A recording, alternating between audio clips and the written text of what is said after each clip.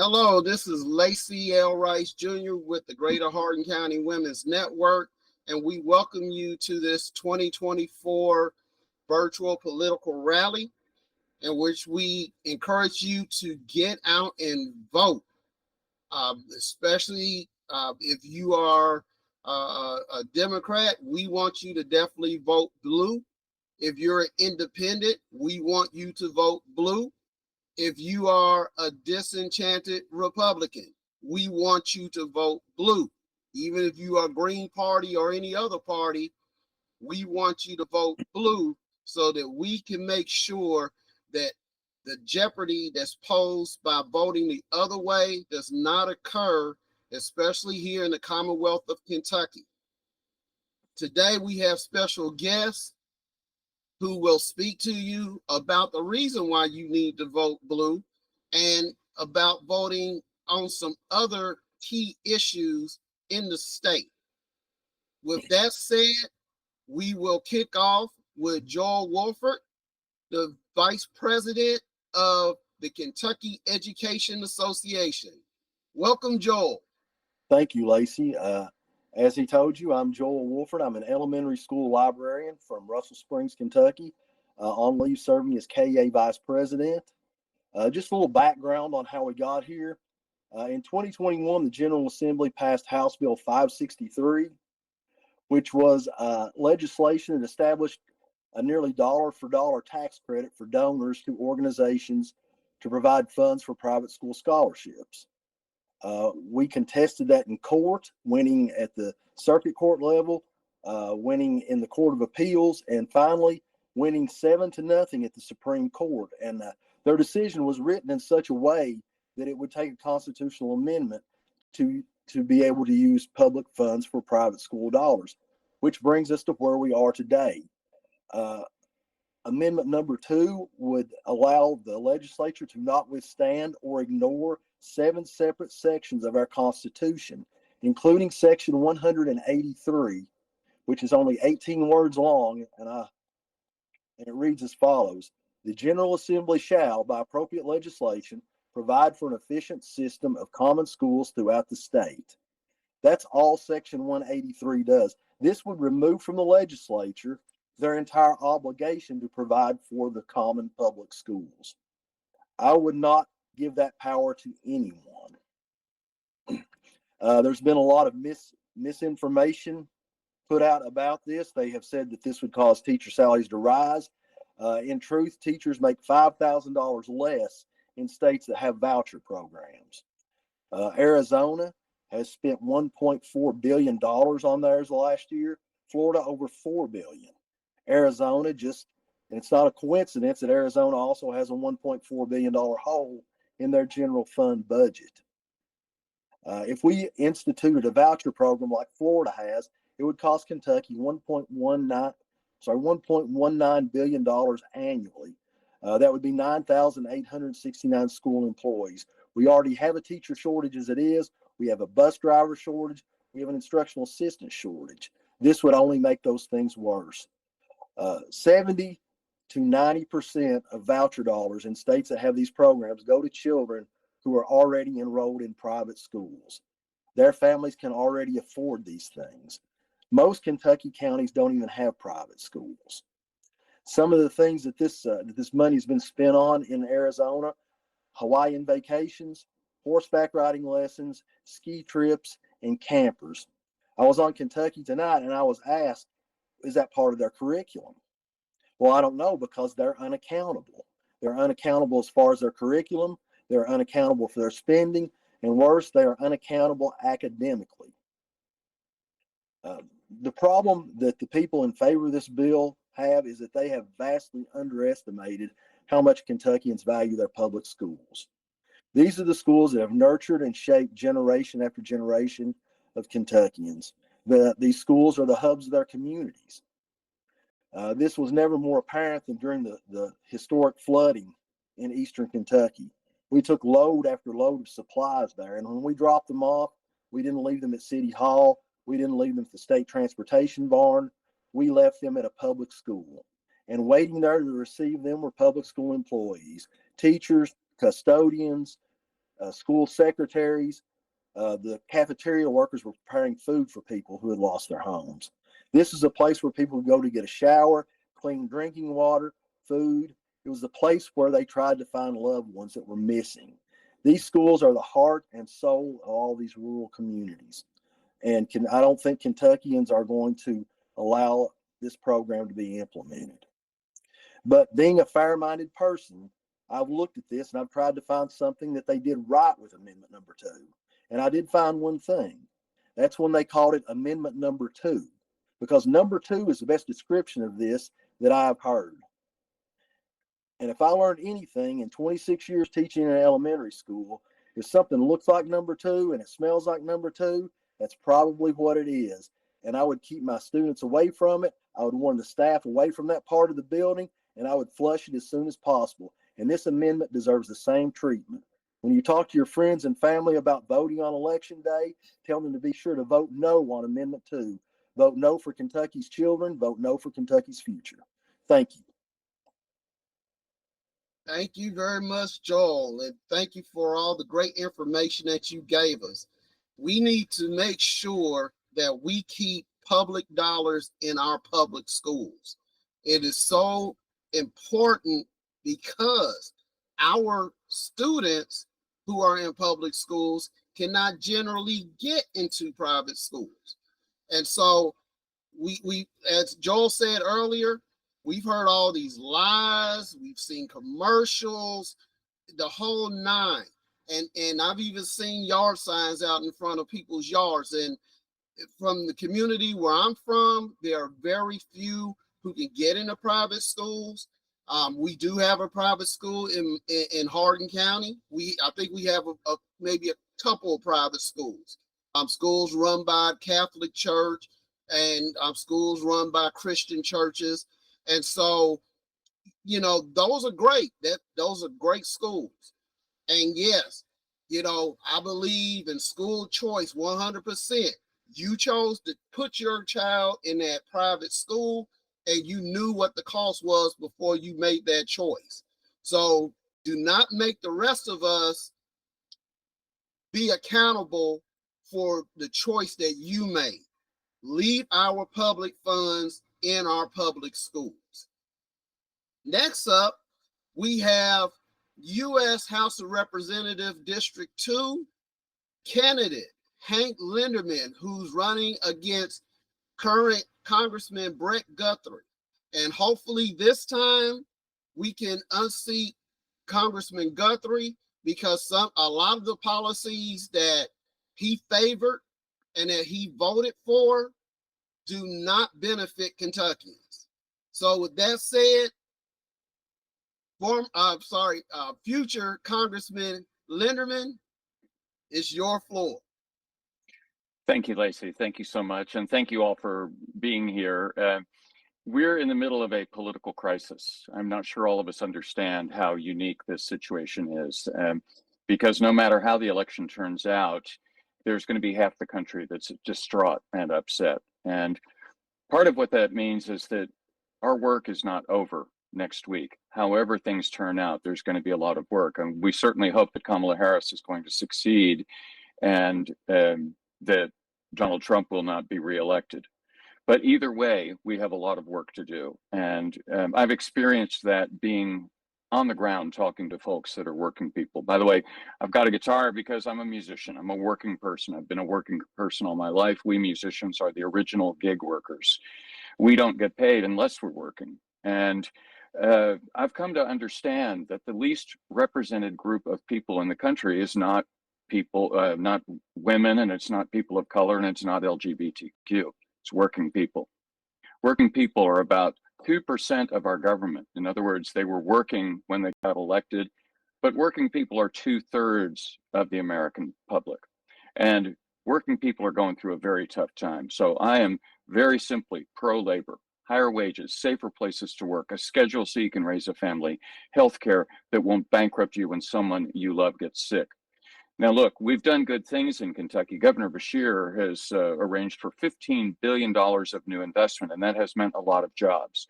But unfortunately, we still have a circumstance where 20% of working people are 3 or 4 bad paychecks away from being homeless. And 2/3 of working people are living paycheck to paycheck. And that has made it too difficult for people to survive.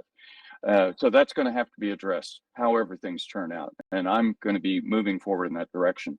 If you all elect me, I have no experience as a legislator, but I do have experience understanding what working people are up against. And my goal would be to represent the interests of working people. And that's all there is to it.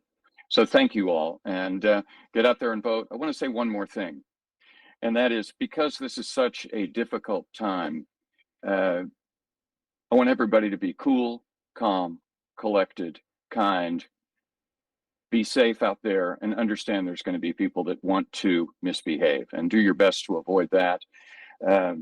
Vote carefully, and let's do the right thing for our country. Thanks, Lacey. Thank you, Hank, and good luck in this election. And we hope to see you up there in DC representing us working people, because Lacey, feel like you there. I thought of one more thing I forgot to mention. I hope it's okay. A lot of folks that support Congressman Guthrie aren't aware of his history. And so I'm going to very quickly let you all know. And these are things that I would object to if he were a Democrat. He joined Congress in 2009. His net worth was $422,000. He's part owner of a family business in Bowling Green called Trace Diecast, and they make aluminum die casting for the automotive industry. Well, once he got into Congress, they started to get a bunch of Small Business Administration loans. By 2017, his net worth had increased more than 15 times to $7.6 million. His business got the largest PPP loan of any business in the United States owned by an elected official, even ahead of President Trump, $4.4 million. Then he voted against additional PPP support for those of us that work. Like I say, I don't think he broke the law, but this is the corruption we are dealing with in our government, and I will have nothing to do with that. If Representative Guthrie wants to be rich, that's fine. Go into business, but let's not mix it with our government, please. That's well said, because we also must remember that Congressman Guthrie was also one of the ones who voted against several initiatives started by President Biden and his administration that brought money to Kentucky.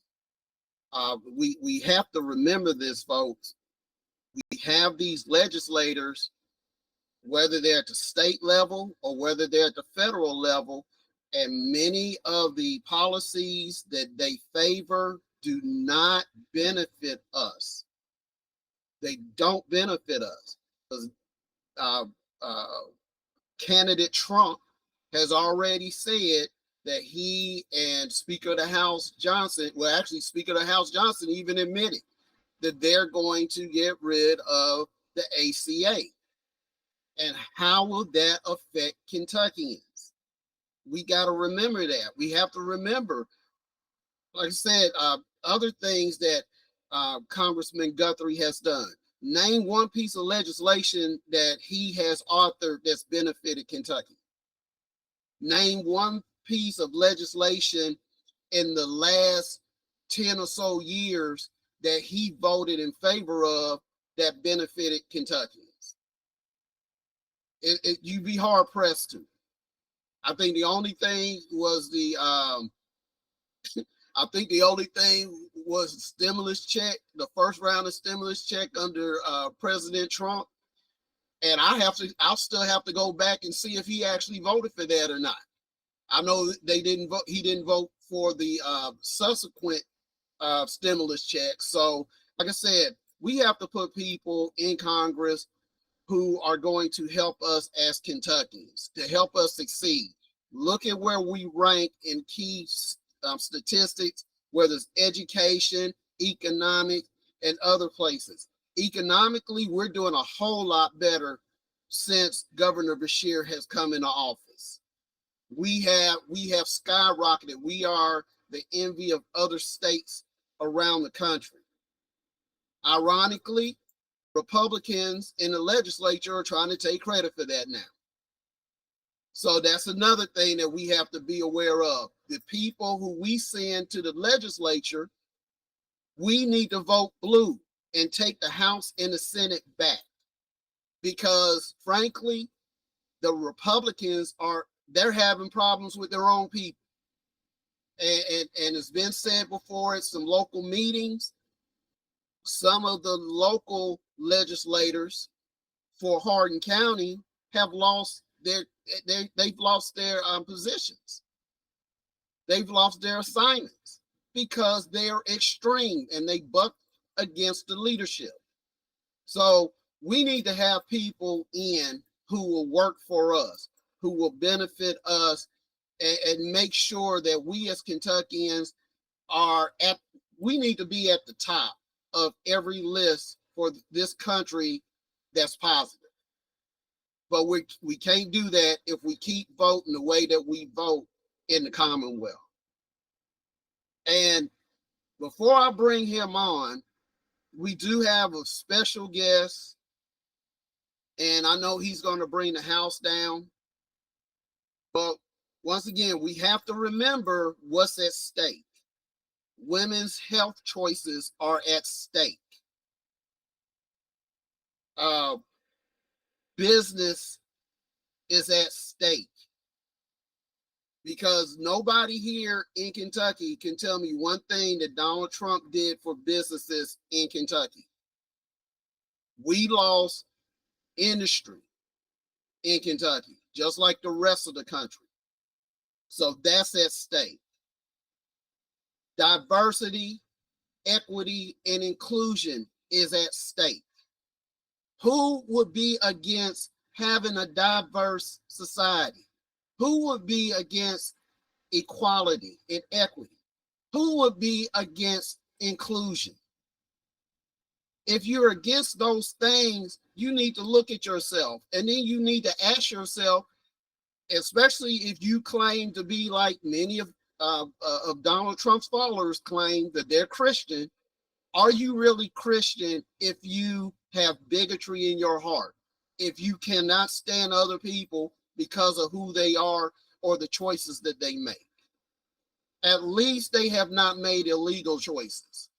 Let's start there. And can you actually say that you are a Christian when you vote for a convicted felon? He has been convicted. He is currently awaiting sentencing. Is that the type of person we need in leadership of this country to once again make us the laughing stock of the world? Remember his first term. It was a Twitter fest every day. It was immaturity. You would not allow your children to act the way that he acted. So do not support him now. But I'm not going to go too far into that because I don't want to steal any steam from our esteemed guest here. And our guest, once again, he has done a lot. He has been an officer in the National Young Democrats movement. He has been a leader with KEA. He's been an advisor for the former Governor Beshear. And now he is currently the chair of the Kentucky Democratic Party. So with that, we bring Chair Colmon Elridge to the stage. The floor is yours, sir. Lacey, thank you so much. And thank you so much to the good people of Hardin County. It's so good to join you. We just have 4 days left before the most consequential election of my lifetime and so many of our lifetimes.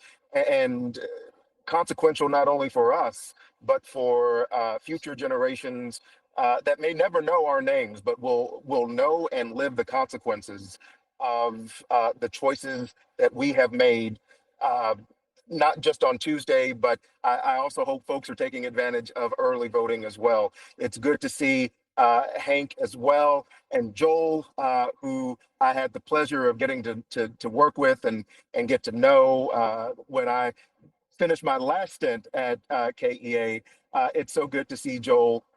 Thank you, Joel, especially for all of your work, your passion for public education. Uh, you know, I love you, brother. So just thank you so much. And I want to begin there because one of the most consequential votes that we will take as a Commonwealth is not one that the majority of Americans will be taking through this election season. It is on Amendment 2. It is the future of public education in this Commonwealth. It is whether or not we are going to stand by our values as a Commonwealth and keep public dollars in public schools, or if we're going to give the legislature a blank check to what will inevitably become not only a voucher scheme, but let's call it what it is. And I have said this as I crisscross the Commonwealth and have, on behalf of our candidates, as I've crisscrossed the nation in support of Vice President Harris and Governor Walz. Make no mistake about it, Amendment 2 is part and parcel of 25. Two is another way to defund our public schools, to destroy the fabric of what our public schools have built and what they mean. And let's be clear, are public schools perfect? Absolutely not. But the conversation that we should be having as a Commonwealth and as Kentuckians, as taxpayers, as parents, as educators, is not whether or not we invest less in our schools, less in our children, less in our educators. It's how we can work together to make the improvements that are needed so that we can continue to provide to every child in our Commonwealth. Let's not forget that we are in a moment right now created by the Republicans in the legislature. We're in a moment where they have not lived up to their responsibility of funding public education. If you look at simply the funding for transportation in our schools, the legislature has fallen woefully inadequate in terms of their funding. But in other things, such as pre-K, we know that that is a worthwhile investment for every child in our Commonwealth. And year after year after year, that Governor Beshear and Lieutenant Governor Colmon have advocated for making full day pre-K a reality for all children that are eligible across the Commonwealth. They have been met with a legislature that has said that our children are simply not worth that investment. So you've got Republicans saying that our children aren't worth the investment to make sure that we can give them a running start in the transformative power of a public school education, while also saying on the other end that our schools aren't worth protecting, our educators aren't worth ensuring that we do everything we can to keep our educators, empower them, because at the end of the day, I've never met an educator, and Joel knows this to be true. I've never met an educator who got into education to be rich. I've never met an educator who got into education to fill their coffers. They got into education because oftentimes they were inspired by educators that they had, whether in their families or in their schools or both. They do it for all the right reasons, and to have this Republican legislature still taking cues from Matt Bevin, who, remember, we sent back 5 years ago for many good reasons, to still be taking their cues not only from him, but from Project 2025, who in that own document says that they will defund and destroy the Department of Education. We should take these folks seriously when they threaten the very of institutions. Should not even be a political thing. Education, public education, shouldn't be a Democrat issue. American, but right now it's Democrats and Republicans that are sick and tired of what their party has become, that are standing in the breach. And then we've got to do the right thing to protect public education and to continue to move it forward. On the ballot, problem. It is already against the law for folks that aren't citizens of the Commonwealth to cast ballots in our elections. We know by the Secretary of State's own admission, a Republican, that the problem that Amendment 1 seeks to remedy is not even happening. He has made this report available to members of the legislature, the to the law enforcement, and so many others. And so we have to call these things what they are. These aren't people that are doing things that serious folks in government should be doing. These are folks who are taking their cues from the most radical places in our country and trying to bring that to root right here in the Commonwealth of Kentucky. And as we have done, as we defeated a former Amendment 2, which would have made women in our Commonwealth second-class citizens within our Constitution, as we have defended women's rights, as we have defended public education before, it's going to be once again up to us to do these things. It doesn't mean that we have to be negative. It doesn't mean that we have to go and call folks out their name, but we do have to go and tell the truth about who these people are, what they stand for, and what they aspire to do, not only to our Commonwealth, but to our country. Now, a big assignment as well, and that is to make sure that Kamala Harris is the 47th president of the United States. And I have never been more proud of a presidential campaign, of a presidential candidate. I've been around this a long time. I'll turn 43 next month, and I have spent the majority of my adult life involved somehow in politics. As a volunteer, still as a volunteer, because the chairmanship is not a paid gig. So this is just me traveling around the Commonwealth, working with our candidates, working with the party, because I believe in it. But if you look at what the Biden-Harris administration inherited when Joe Biden and Kamala Harris took the oath of office in 2021, the nation that they inherited that was in the middle of a global pandemic, we saw our economy in shatters. And we also saw, as President Biden continuously says, and I believe we have to remember this, that the soul of our nation had been cracked, not destroyed, but had been cracked by Donald Trump over the course of the 4 years of his presidency, but especially after January 6th, especially after he incited a riot, and we have to call it what it is, incited a riot to destroy the democratic process of a free and fair election because he was so infantile that he could not admit defeat. And that is with apologies to infants, because, you know, I've got a 6-year-old who behaves better than the former president of the United States, who is aspiring to be the next president of the United States.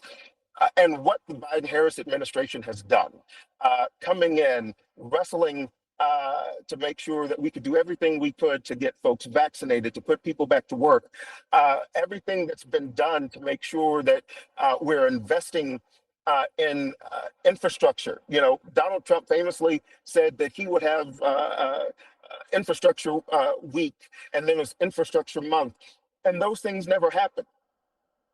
Yet, in just 4 years, the Biden-Harris administration has put boots on the ground and millions of dollars into our economy that will forever change the face of transportation and infrastructure in our Commonwealth. You need look no further than the Brent Spence Bridge in northern Kentucky, which is such a viaduct not only for the Commonwealth but for goods all throughout our nation. It was the Biden-Harris administration who took a 40-year promise to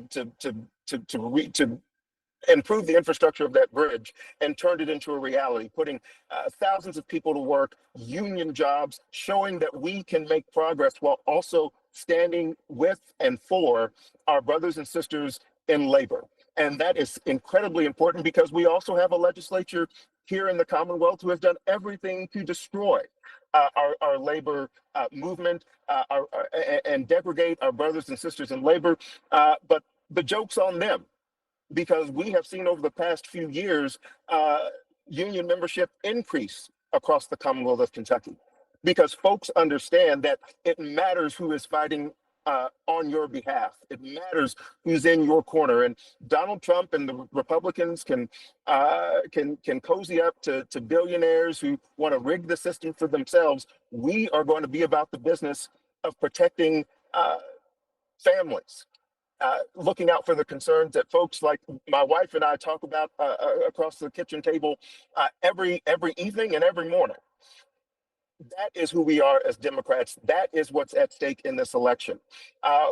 We have a Supreme Court race in the Commonwealth where we can elect the first African American woman to the Supreme Court in the Commonwealth of Kentucky.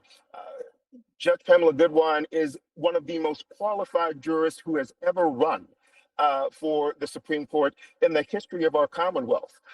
And she will be a great juror. She is one who continues to show election after election, and she's run four, y'all, in the last 4 years or 4 cycles. She's been on the ballot all those 4 times.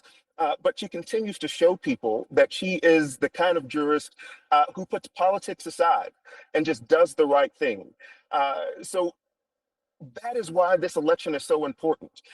Every year, I feel like I come and say it's the most important election of our lifetime, and every year I have meant it. But I think we all can feel it with what's at stake between Donald Trump possibly becoming president of the United States again, and J.D. Vance being a heartbeat away from presidency should make every single person fear the future enough to get up and shape the future we inherit by not only casting their ballots for Kamala Harris and Tim Walz, but for Democrats up and down the ballot. Defeat Amendment 1, defeat Amendment 2, make sure we're doing the things that not only are good politics, but they're great policy. And they're not only great policy, they're in line with the values that we want our children and grandchildren and future generations to hold on to inherit, and to then make better. The last thing I'll say is this. It is so incredibly important that we understand this moment for what it is, but that we also understand that the work continues after Election Day. Some of our candidates are going to come out on top and some will not. I believe wholeheartedly we are going to make gains in the House. We're going to make gains in the state Senate. We're going to continue to chip away at the supermajority, and it took the Republicans almost 100 years to take control of the legislature. We don't have 100 years to take that control back, but we won't have to wait 100 years. We're going to continue to do the work in election cycles and off election cycles to recruit candidates, to make sure that we're doing all of the things and building the infrastructure that we can, so that continuing forward, we continue to take back seats, take back the legislature, but we also continue to do that work at the local level, because it matters what's happening in our city halls. It matters what's happening at our fiscal courts. And let's be clear, it also matters what's happening in nonpartisan positions, like on our school boards. Our school boards have become a place where acolytes of the most radical Republican and right-wing policies have come to really do such destruction in the education of our children. So all of these things still are going to happen. All of these things are still things that we have to continue to work towards after this election cycle is over. And this party, this governor, and I know everyone on this call is committed to doing that work as well. I look forward on Tuesday night. I believe this with every inch of my being. That we are going to pick up seats in the state house.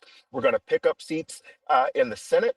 We're going to send some really great Democrats to Washington to stop the embarrassment, frankly, that is the Republican delegation from the Commonwealth of Kentucky. My God, if you listen to James Comer and Brett Guthrie and Thomas Massey, just those 3 alone, you realize that that is an embarrassment and that we can do so much better. And I'm so thankful we have folks like Hank, we have folks like Aaron Marshall, that we have folks like our sitting Democratic Congressman Morgan McGarvey, who are able to speak truth to that power.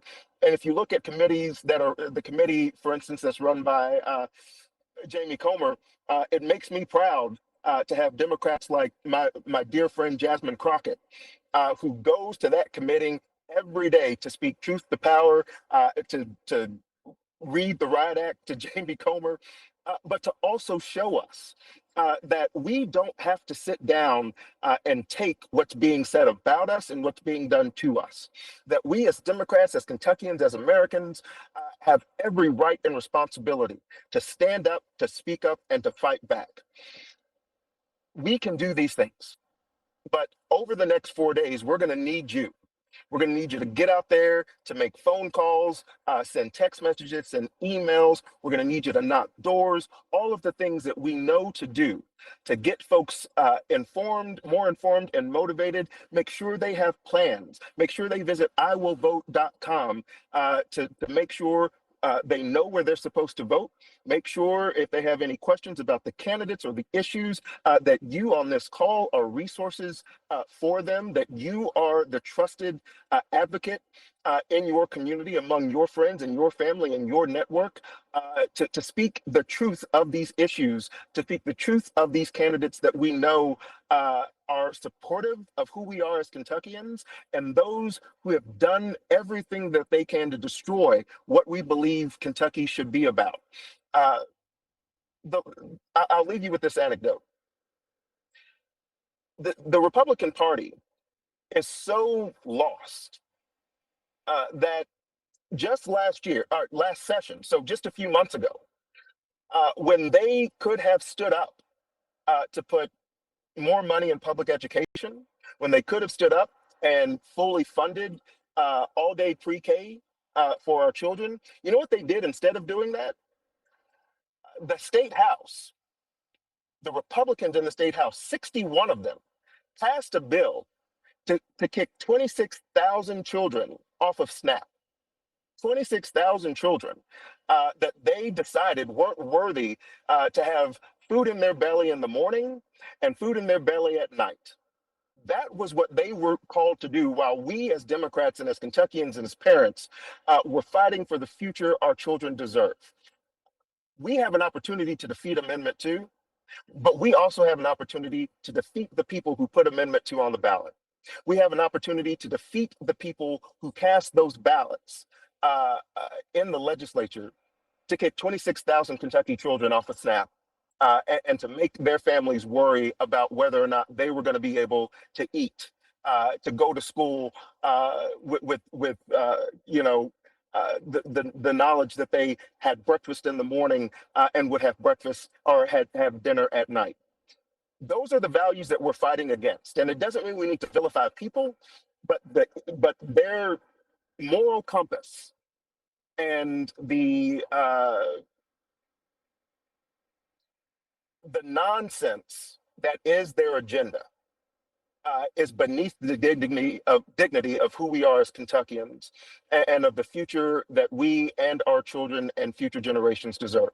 So it is up to us now. Our candidates have done everything that they can.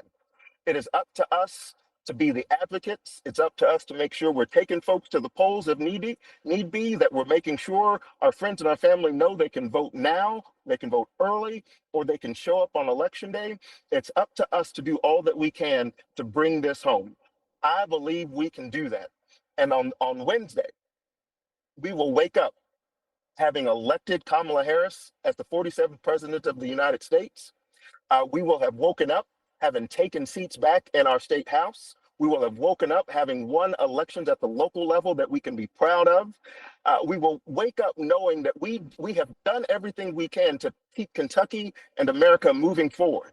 And then Thursday, we're going to wake up and we're going to figure out what we need to do to keep Kentucky moving forward for the next cycle. We don't have elections next year, knock on wood, but we have work to do to get ready for the elections in 26 and beyond. So Hardin County, thank you so much for everything that you've done, that you will do.